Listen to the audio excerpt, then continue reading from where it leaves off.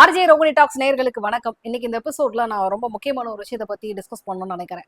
பாலிவுட்ல என்னதாங்க நடக்குது அப்படின்னு லைனா சொல்ற மாதிரி பல சம்பவங்கள் நடந்துகிட்டு இருக்கு.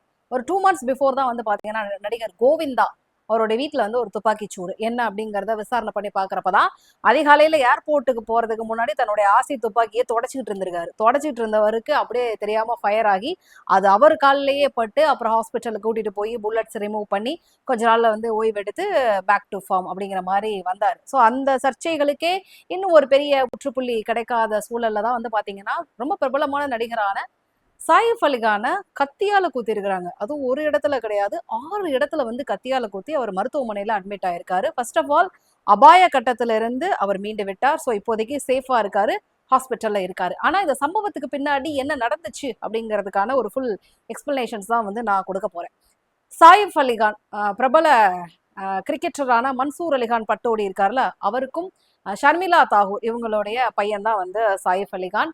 பட்டோடி ஃபேமிலி அப்படின்னாலே வந்து பாத்தீங்கன்னா நவாப் ஃபேமிலி, அரச குடும்பம். ஸோ அப்பாவுடைய அந்த ஒரு மெஜஸ்டிக்கான விஷயத்திலே வளர்ந்த பையன். ஆனா அம்மாவுடைய ப்ரொஃபஷனா தான் வந்து சூஸ் பண்ணாரு. ஷர்மிளா தாகூர் பழைய இன்னைக்கு நம்ம தமிழ் சினிமாவில் வந்து எப்படி நம்ம சாவித்திரி அவர்கள் இவங்களெல்லாம் கொண்டாடுறோம், அதே மாதிரி பாலிவுட்ல இப்போ வரைக்கும் கொண்டாடப்பட்டுக்கிட்டு இருக்கிறவங்க தான் ஷர்மிளா தாகூர். அவங்களுடைய ப்ரொஃபஷன் அதைத்தான் வந்து பையனு வந்து சூஸ் பண்ணாரு. இண்டஸ்ட்ரிக்கு வந்து கொஞ்ச நாட்கள்லயே நிறைய படங்கள் நடித்துட்டு இந்த பையன் ரொம்ப ஸ்மார்ட்டா இருக்காரு, நல்லா அழகா இருக்காரு, நிறைய படங்கள் பண்ணுவாரே பாலிவுட்ல அப்படின்னு எல்லாருமே எதிர்பார்த்துட்டு இருந்த டைம்ல சாயிப் அலிகான் ஒரு பயங்கரமான விஷயத்த பண்ணாரு. அதாவது என்ன பண்ணாருன்னா, தன்னை விட 12 வயது மூத்த பெண் அம்ரிதா சிங் இருக்காங்கல்ல நடிகை, அவங்கள வந்து காதலிச்சு கல்யாணம் பண்ணாரு. என்னடா இது, பாலிவுட்ல வந்து ரொம்ப ஒரு நவாப் குடும்பத்தை சார்ந்த ஒரு அரச குடும்பத்தை சார்ந்த ஒரு நபரு தன்னோட 12 வயசு மூத்த பொண்ணை கல்யாணம் பண்றாரு, அதுவும் இண்டஸ்ட்ரியில பீக் டைம்ல இதெல்லாம் பண்றாரு அப்படின்னு சொல்லிட்டு எல்லாருமே ஒரு விமர்சனம் பண்ண ஆரம்பிச்சாங்க. பட் அந்த லைஃப் வந்து பாத்தீங்கன்னா ஒரு 12 வருஷம் அப்படியே வந்து ஓடினதுக்கு பிறகு அங்கிருந்து விவாகரத்து ஆனது. அதன் பிறகு நடிகை கரீனா கபூரை வந்து காதலித்து 2வது திருமணம் வந்து பண்ணாரு. அவருக்கு வந்து கரீனா கபூருக்கு பிறந்த பசங்க வந்து பாத்தீங்கன்னா 2 பேர். அம்ரிதா சிங்குக்கு வந்து ஒரு பையன் ஒரு பொண்ணு. ஸோ ஆக மொத்தம் சைஃப் அலிகானுக்கு டோட்டலா கணக்கு சொன்னோம் அப்படின்னா 4 பசங்க. பட் இப்போ வந்து அஸ் அ பேரண்டா வந்து பாத்தீங்கன்னா எல்லாருமே வந்து ஒரே ஃபேமிலியா ஒன்னாதான் வந்து இருக்கிறாங்க. நீங்க எங்க பார்த்தாலும் சைஃப் அலிகான், அவருடைய மூத்த பொண்ணு சாரா அலிகான், அதுக்கப்புறம் அவரோட பையன் இப்ராஹிம், அதுக்கப்புறம் கரீனா கபூரோட பிறந்த பசங்கன்னு சொல்லிட்டு எல்லாருமே வந்து ஒரு ஃபேமிலியா வந்து ஒன்னாவே இருப்பாங்க. அதெல்லாம் பாக்குறப்பே வந்து நிறைய பேர் இன்டர்நெட்லயே வந்து கண்டுபடுவாங்க. பரவாயில்ல, அவங்களுக்குள்ள வேறுபாடுகள் இருந்தாலும் குழந்தைகள் எல்லாமே வந்து ரொம்ப அழகா மெயின்டைன் பண்றாங்களே அப்படிங்கிற மாதிரி ஒரு பெரிய விஷயம் அவரை சுத்தி ஓடிக்கிட்டே இருக்கும். இந்த நிலையில தான் அதிகாலை ஒரு 2:30 மணிக்கு வந்து பாத்தீங்கன்னா இந்த கத்தி கூத்து நடந்திருக்கு. என்னன்னா சாயிப் அலிகானுடைய வீடு, ஆக்சுவலா அவர் இருக்கக்கூடிய வீடு வந்து பாத்தீங்கன்னா வேற. இங்க மேற்கு பாந்திரால வந்து ஒரு அபார்ட்மெண்ட் வந்து இருக்குங்க. அந்த ஷரண் அபார்ட்மெண்ட்ல வந்து அவங்களுடைய பூர்வீக வீடு, சின்ன வயசுல இருந்தே அங்க இருந்தா வளர்ந்தாங்க அப்படின்லாம் சொல்றாங்க. அந்த வீட்டுல வந்து எப்பயாவது அக்கேஷனலா போய் தங்குவாங்களாம். சோ அப்படி வந்து தங்க போன இடத்துலதான் வந்து பாத்தீங்கன்னா 2:30 மணிக்கு ஒரு சத்தம் கேட்டிருக்கு. யாரோ ஆர்கியூ பண்ணிட்டு பயங்கரமா தன்னோட வீட்டுக்குள்ளேயே ஆர்கியூ பண்ணிட்டு இருக்க மாதிரி சத்தம். என்ன அப்படிங்கறத பாக்குறதுக்காக சாயிஃப் அலிகான் வெளியில வந்திருக்கிறாரு. அப்போ அவங்களுடைய வேலைக்காரங்க ஒருத்தவங்க கிட்ட வந்து ஒருத்தர் யாருன்னே தெரியாத ஒரு நபர் வந்து பாத்தீங்கன்னா பயங்கரமா வந்து ஆர்கியூ பண்ணிட்டு இருக்கிறாரு. இவர் என்ன நடக்குது, என்ன பிரச்சனை அப்படிங்கறத பார்த்துட்டு இது பண்றப்ப அந்த ஆள் கத்தி எடுத்துட்டாரு. கத்தி எடுத்துனோடனே வந்து பின்பக்கமா அப்படியே பிடிச்சு வளைச்சு ஏதாவது பண்ணிடலாம் அப்படின்னு இவர் ட்ரை பண்றதுக்குள்ள அந்த நபர் என்ன பண்ணிருக்காருன்னா 6 இடத்துல வந்து சாயிப் அலிகான குத்திட்டாரு. அதுல 4 பாத்தீங்கன்னா மைனரான இன்ஜூரிஸ் தான். பட் 2 காயம் வந்து பாத்தீங்கன்னா ரொம்ப டீப்பா, அதுவும் அந்த முதுகு தண்டு வடத்துக்கிட்ட ரொம்ப க்ளோஸா வந்து அந்த ஊண்டு வந்து ரொம்ப ஆழமாவே பட்டிருந்தது. ஸோ குத்துற அடுத்த நிமிஷம் பாத்தீங்கன்னா சாயிப் அலிகான் நல்லா குழஞ்சிட்டாரு. ஏன்னா நிறைய பிளட் வந்து வெளியில போக ஆரம்பிச்சிச்சு. குத்துன நபர் வந்து என்ன தன்னை காப்பாத்திக்கிறதுக்காக வந்து டபடபான்னு வெளியில ஓட ஆரம்பிச்சிட்டாரு. ஸோ அந்த பணியால் அப்புறம் வந்து எல்லாருமே வந்து இன்ஃபார்ம் பண்ணி அவருடைய பையன், பெரிய பையன் வந்து வேகமா கார் எடுத்துட்டு வந்து மும்பையில இருக்கக்கூடிய லீலாவதி ஹாஸ்பிட்டல்ல வந்து சாயிப் அலிகான அட்மிட் பண்றாங்க. பண்ணதுக்கு பிறகு அங்க வந்து அவருக்கு சர்ஜரி வந்து பண்றாங்க. 4 மைனர் இன்ஜூரின்னு சொன்னேன்ல, அதுக்கு வந்து சின்ன ட்ரீட்மெண்ட் முடிச்சதுக்கு அப்புறம் இந்த டீப்பான ஊண்டுக்கு வந்து பாத்தீங்கன்னா சர்ஜரி பண்ண வேண்டிய ஒரு சூழல் ஏற்பட்டிருக்கு. அந்த சர்ஜரிக்கு பிறகு அபாய கட்டத்தை தாண்டி இப்ப வந்து நலமா இருக்கிறாரு. சோ அதன் பிறகு வந்து விசாரணைக்குள்ள கொண்டு வர்றாங்க, என்ன நடந்துச்சு, யார் அந்த நபர் அப்படின்னு ஒரு விஷயம் வந்து பாக்குறப்ப இந்த பழைய வீட்டுல வந்து பாத்தீங்கன்னா டைல்ஸ் எல்லாம் டேமேஜ் ஆயிருக்கு. சோ அதெல்லாம் வந்து ஒட்டுறதுக்கான வேலைகள் வந்து பாத்தீங்கன்னா ஒரு வாரமாவே நடந்துட்டு இருக்குது.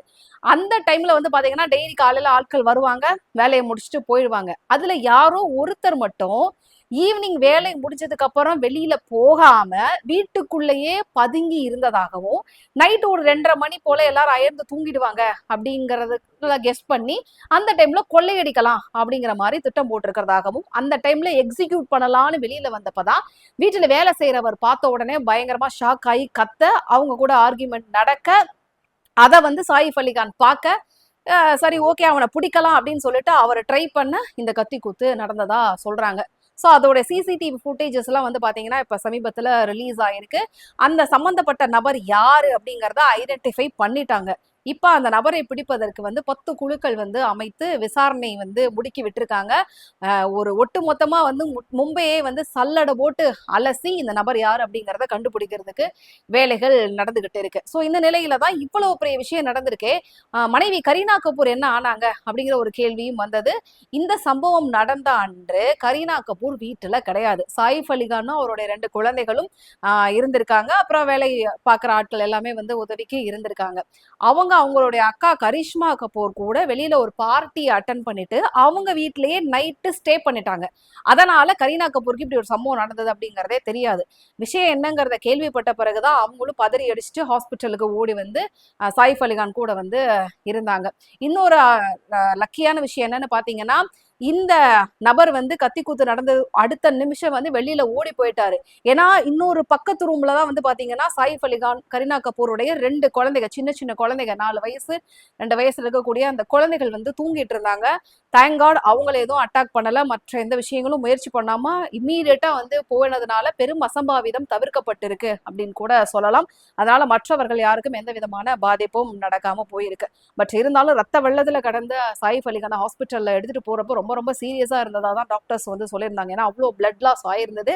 பட் கடவுள் புண்ணியத்தால வந்து அவரும் வந்து இப்ப நலமோடு இருக்கிறார். ஸோ ஒட்டுமொத்தமா பாலிவுட் செலிபிரிட்டிஸ் எல்லாருமே வந்து பாத்தீங்கன்னா மும்பைல இருக்கக்கூடிய இந்த ஹாஸ்பிட்டல்ல இப்ப சாயிஃப் அலிகானை போய் நலம் விசாரிப்பதற்கு லைனா வந்து பாத்துக்கிட்டு இருக்கிறாங்க. என்ன ஆச்சு, இப்போ உடம்பு ஓகேவா அப்படின்னு சொல்லிட்டு. இப்ப என்ன ஒரு விஷயம் வந்து பாத்தீங்கன்னா ரொம்ப பரபரப்பா பேசப்பட்டுக்கிட்டு இருக்கு அப்படின்னு பாத்தீங்கன்னா, இந்த மேற்கு பாந்திரால இருக்கக்கூடிய இந்த வீட்டை பொறுத்த வரைக்கும் செக்யூரிட்டி எவ்வளவு டைட்டா இருக்கு. ஏன்னா செலிபிரிட்டிஸ் எல்லாம் இருக்கக்கூடிய அபார்ட்மெண்ட் அப்படின்னாலே உள்ள யாரும் அவ்வளவு ஈஸியாலாம் நுழைய முடியாது. அவங்களோட அனுமதி இருக்கணும், ஆக்சஸ் எல்லாம் கிடைக்கணும், அதுக்கப்புறம் தான் உள்ள போக முடியும்.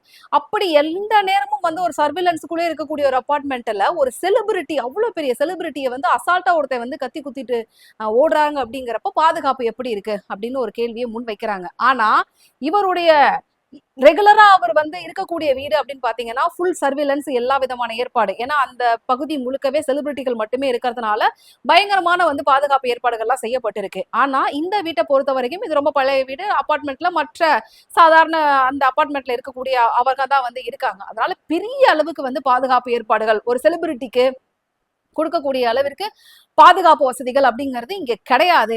இதை வந்து நல்லா தெரிஞ்சிருக்கிறாங்க அந்த கும்பல். ஒண்ணு. சோ இன்னொரு விஷயம் என்னன்னு பாத்தீங்கன்னா, வெளியில போயிட்டு திருப்பி உள்ள வரணும் அப்படின்னா சம்பந்தப்பட்டவங்களுடைய அக்சஸ் பெர்மிஷன் வேணும். அப்ப நம்ம வெளியில போயிட்டா உள்ள நுழைய முடியாது அப்படிங்கறத நல்லா தெளிவா தெரிஞ்சுக்கிட்டு 3 பேர் வந்து இந்த திட்டத்தை வந்து எக்ஸிக்யூட் பண்றதுக்கு ட்ரை பண்ணிருக்காங்க. ஒருத்தர் மட்டும்தான் உள்ள இருந்து கத்தியால வந்து குத்தி இருக்காங்க. அப்ப கூட்டமா சேர்ந்து வேலையை செஞ்சா அந்த 2 பேர் யாரு அப்படிங்கிற கேள்வியும் வந்து இப்ப முன் வச்சு அவங்களையும் டீடைல்ஸ் எல்லாத்தையும் எடுத்து அவங்கள தேடுறதுக்கான வேலைகளையும் வந்து இப்ப முடுக்கி விட்டுருக்காங்க. சோ மும்பை முழுக்கவே வந்து பாத்தீங்கன்னா ஒரு மிக பிரபலமான நடிகர் ஒருத்தரா அசால்ட்டா வந்து ஒரு கொள்ளை முயற்சிக்காக இப்படி கத்தி குத்தி நடத்திட்டு இப்படி பண்றாங்களே அப்படிங்கிற ஒரு பெரிய விஷயம் வந்து பாத்தீங்கன்னா சோசியல் மீடியா முழுக்கவும் சரி, டிவி சேனல் எல்லாத்திலையுமே வந்து பயங்கர விவாதத்துக்கான ஒரு விஷயமா போயிருக்கு. ஆனா இது எல்லாத்துக்கும் பதிலாக அந்த சம்பந்தப்பட்ட நபரை, அட்டாக் பண்ண நபரை வந்து விரைவில் வந்து போலீஸ் வந்து கைது செய்து, ஏன்னா 1 2 கிடையாது 10 டீம் போட்டிருக்காங்க நைட்டோட பிடிக்கணும் அப்படிங்கிறதுக்காக. சோ அவங்க பிடித்ததுக்கு பிறகு இது எதற்கான முயற்சி, பின்னணியில யாரா இருக்காங்களா, இல்ல வெறும் வந்து பொருளை கொள்ளையடிப்பதற்கான முயற்சியில தான் ஈடுபட்டிருக்காங்களா, இல்ல சதி திட்டத்துக்கு பின்னாடி யாராவது காரணமாவோ அம்பாவோ இருக்காங்களா அப்படிங்கிற விஷயங்கள் எல்லாமே வந்து தெரிய வரும். சோ இதுதான் நடந்தது. என்ன நடந்துச்சு, யார் வந்து பண்ண ட்ரை பண்ணாங்க, அதனால சாயிஃப் அலிகானுக்கு என்ன நடந்துச்சு, இப்போ அவர் எப்படி இருக்காரு அப்படிங்கிறதுக்கான ஒரு ஃபுல் டீடைல்டு ரிப்போர்ட் கொடுக்கணும் அப்படின்னு நினைச்சுதான் இந்த வீடியோ வந்து நான் போஸ்ட் பண்ணேன். இன்னும் ஒரு வார காலம் வந்து மருத்துவமனையில வந்து அவர் சிகிச்சைக்கு பிறகு வீடு திரும்பலாம் அப்படின்னு சொல்லிட்டு மருத்துவர்கள் வந்து அட்வைஸ் பண்ணிருக்கிறாங்க. ஏன்னா முதுகுல வந்து டீப்பான ஊண்டு இருக்கிறதுனால, சர்ஜரி பண்ணிருக்கிறதுனால இன்னும் அவருக்கு கம்ப்ளீட்டா வந்து பெட் ரெஸ்ட் அப்படிங்கிறதே ஒரு மாத காலத்திற்கு தேவை அப்படிங்கிறதை வந்து டாக்டர்ஸ் வந்து அட்வைஸ் பண்ணிருக்கிறாங்க. நிறைய எப்படி செலிபிரிட்டிஸ் வந்து வந்து சாயிஃப் அலிகான நடம் விசாரிக்கிறதுக்காக ஹாஸ்பிட்டல்ல படையெடுத்துட்டு இருக்காங்களோ அதே மாதிரி சாயிஃப் அலிகான ரசிகர்கள் எல்லாருமே மும்பையில் இருக்கக்கூடிய லீலாவதி ஹாஸ்பிட்டல்ல வந்து கூட்டமா வந்துட்டு இருக்காங்களா. ஸோ போலீஸ் வந்து அவங்களை கண்ட்ரோல் பண்றதுக்கு வந்து ரொம்ப கஷ்டப்பட்டு இருக்காங்க. ஸோ இந்த டைம்ல தான் வந்து அவங்களுடைய தரப்பிலிருந்து சாயிஃப் அலிகானுடைய ஃபேமிலி தரப்பிலிருந்து ரசிகர்களுக்கு வேண்டுகோளும் வச்சிருக்காங்க. அப்பா ரொம்ப நலமா இருக்கிறாரு, நீங்க வந்து எங்களுக்கு ஒத்துழைப்பு கொடுங்க, அவரு நல்லபடியா ஹெல்த் எல்லாம் சரியானதுக்கு அப்புறம் இயல்பு நிலைக்கு திரும்பிய பிறகு உங்ககிட்ட வந்து பேசுவாரு அப்படிங்கிற ஒரு விஷயத்தையும் வந்து முன் வைத்து இருக்கிறாங்க. இவ்வளவு பெரிய செலிபிரிட்டிக்கு இந்த மாதிரி ஒரு விஷயம் நடந்தது அப்படிங்கிறது பெரிய விவாத பொருளாக மாறி இருக்கிறது. இந்த ஒரு இன்சிடென்ட்ல இருந்து சாயிஃப் அலிகான் மீண்டு வருவார் அப்படிங்கிற ஒரு நம்பிக்கையோட இந்த வீடியோவை நான் நிறைவு செய்றேன். மீண்டும் ஒரு சூப்பரான எபிசோட்ல நான் உங்களை மீட் பண்றேன். மறக்காம சேனலை லைக் பண்ணுங்க, ஷேர் பண்ணுங்க, சப்ஸ்கிரைப் பண்ணுங்க, சப்போர்ட் பண்ணுங்க.